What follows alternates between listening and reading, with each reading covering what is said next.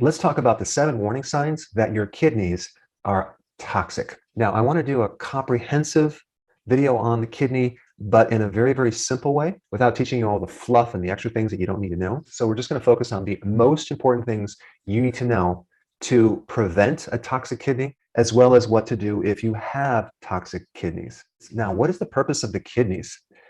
Well, it mainly filters the blood, but not like an oil filter in your car. It's much more complex. It gets rid of the toxic things and it will help to reabsorb all the good things. So the more you lose this complex filtering function, you start getting rid of nutrients that you need and you hold waste products. They start backing up into the system. And so all of the symptoms, both in the early stage kidney problems as well as the late stage kidney problems, are directly related to this filtering system becoming damaged. Now, some of the top early symptoms would be a metallic taste in your mouth. That means your toxins are backing up into the system. You have itchiness in your body, and you can also have ammonia breath. Now, some of the later signs that your kidneys are toxic would be edema, okay, swelling, where you put your finger into your lower leg and it leaves a dent. And so you're going to notice swelling in the lower ankles and feet. Now, this also shows up with the kidney because the liver and the kidney work together. But if you have pitting edema in your lower extremities, your kidneys are toxic. Now, the other place you're going to see edema is underneath the eyes. Okay, you're going to see these kind of puffy, swollen bags underneath your eyes. That is the kidneys backing up. Another symptom that you may get is called uremic frost. Now, what is uremic frost? Things are backing up in the system, especially uric acid, and it's backing up through the skin, usually on the scalp or the front part of your head. You'll see these little white specks like frost on your skin. That is urea backing up in the system because the body's not able to get rid of it, and it's coming through your skin. Another common sign would be high blood pressure, because think about it, if the filter is damaged, it's going to kind of inhibit blood flow through the kidney, and it's going to back up as a back pressure. And one of the problems with high blood pressure is that pressure itself will damage the kidneys. Because if you think about having too much pressure through this pipe and hitting this filter, it'd be very similar to having a water filter in your house and you put way too much pressure in these pipes. It's going to damage the filtering mechanism. So the kidney, being a filter, is really made up of these tiny little filters called glomeruli. And each kidney has about 1 million of them, and they do the work of filtering and kind of recycling certain nutrients. So you're not wasting all the vitamins and minerals and amino acids. All right, another really common sign that your kidneys are toxic is that you are exhausted, okay? You're tired. Now, the mechanism of what makes you tired is urea, which is kind of a waste product of protein. Too much of that in the blood, and you're just going to be so tired. Number 5, protein in the urine. If you get a urine test and there's large amounts of protein in the urine, suspect that your kidneys are toxic and they're damaged. Now, if there's a small amount of protein, that could mean something else. But if you have a lot of protein coming through this filter, there's holes in the filter, okay? They're damaged. All right, number 6 is very acidic urine. Your body becomes more acid. And this comes from an imbalance with ammonia, because ammonia is very, very alkaline. And so it's not able to buffer things that well. And so you have ammonia building up in certain places in the body and not in others, and it throws off your pH. Now, the other reason why you can become acidic is, especially if you're a diabetic, is that you're running out of insulin. So you have these uncontrolled blood sugars. And if you don't watch it, you can develop something called ketoacidosis. But I just want to mention that's completely different than nutritional ketosis, where you're changing your diet and you're getting into ketosis. Ketoacidosis occurs when you are a diabetic and you're not taking your medication and you're not regulating your blood sugars well. All right, number 7, low vitamin D. Now, if you watch some of my other videos on vitamin D, the kidney is very, very important. So is the liver. But the kidney helps in the first conversion from the inactive vitamin D to the active vitamin D. So without good kidney function, you're not going to be able to change vitamin D into its active form. And so you're going to have a vitamin D deficiency despite how much vitamin D you take, as well as a calcium deficiency. And that can lead to all sorts of other problems like calcification in your arteries, atherosclerosis, kidney stones, calcium building up in the arteries, calcium building up in your eyes, calcium building up in the nerves as neuritis, and the list goes on and on and on. Now, I want to actually shift gears to the main causes of kidney damage. Hands down, the number 1 cause is diabetes, specifically when you have high levels of glucose flowing through the body and through the kidney. Glucose to the kidney is like taking steel wool or sandpaper and just rubbing the inside of your kidney. It just destroys the kidney. The kidney is one of 4 main body tissues that gets destroyed with high glucose. The other tissues is the heart, like the blood vessels, then you have the nerves in the brain, and then the eyes. So diabetes just hammers the kidney and destroys the kidney. Now, I just want to bring up one little side note, which I'm going to do another video on. If you take a look at normal blood sugars, right? Normal blood sugar would be like 80 milligrams per deciliter. Okay, what does this 80 mean? How much sugar is in the blood when it says 80? It's only 4 grams. That's like 1 teaspoon of sugar, okay, to make up normal blood sugar. An average person per day consumes well over, usually it's 15 or more teaspoons every single day.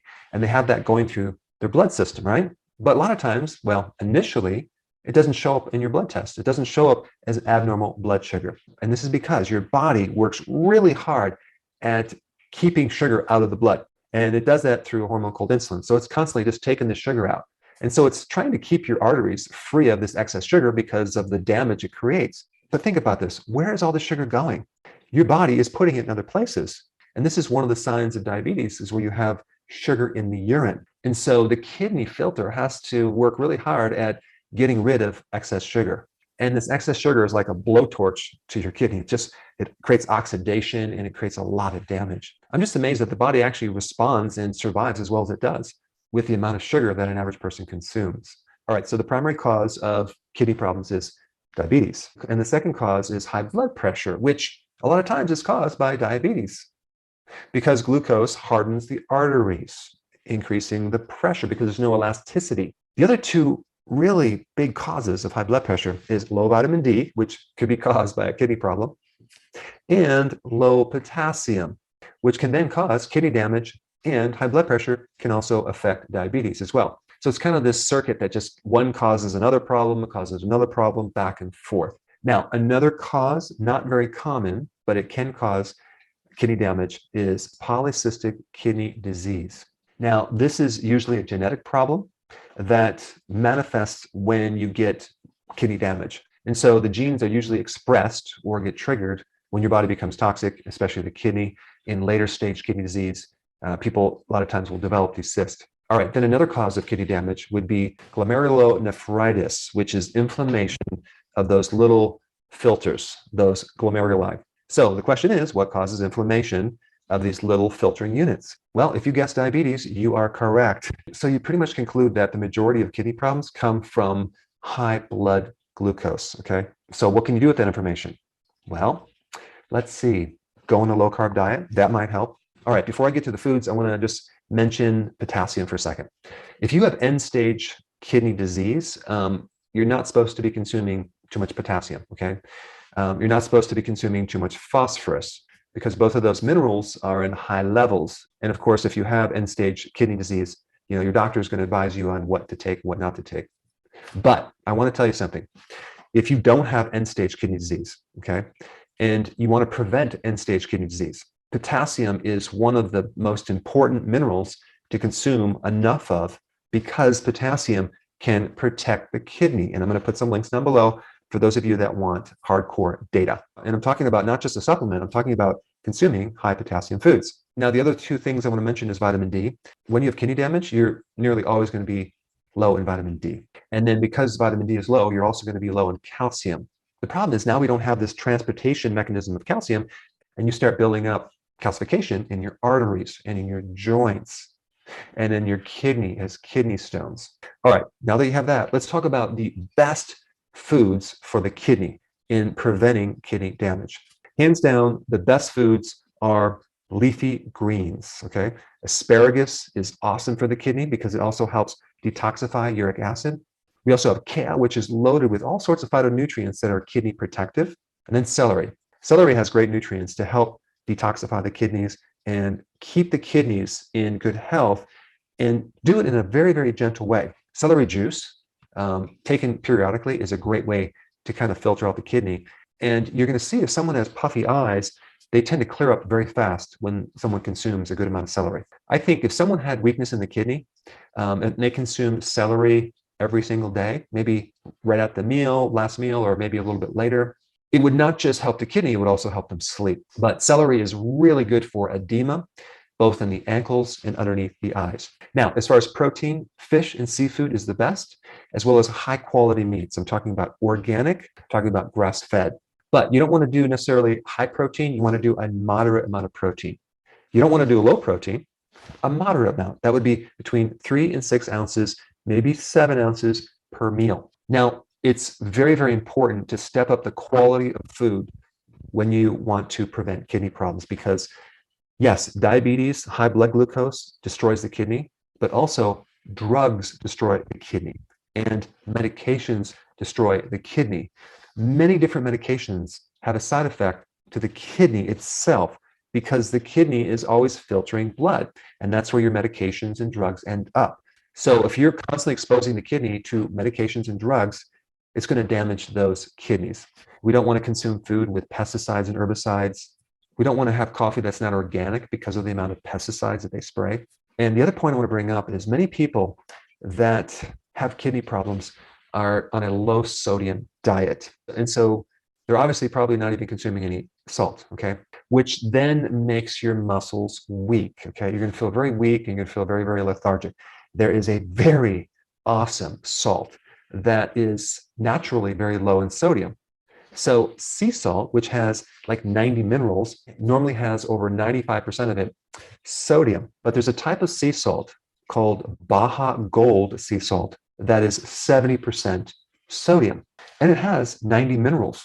It's very high in potassium and very high in magnesium. So it's very, very good, not just for the kidney, but good for the entire body. And it's quite delicious on your food. In fact, it'll really bring out the flavors of your food. And I will put a link down below. I'm not associated with this company at all, but it's a very, very good salt to get your potassium, magnesium without just going really heavy on the sodium.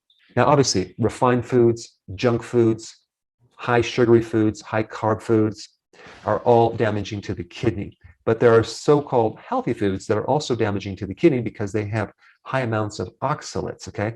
Oxalates form with calcium to form oxalate stones that can damage the kidney. So the foods that you probably should avoid if you do have kidney problems would be spinach, almonds, kiwi, beet leaves, and of course, things like beans and grains, things like that.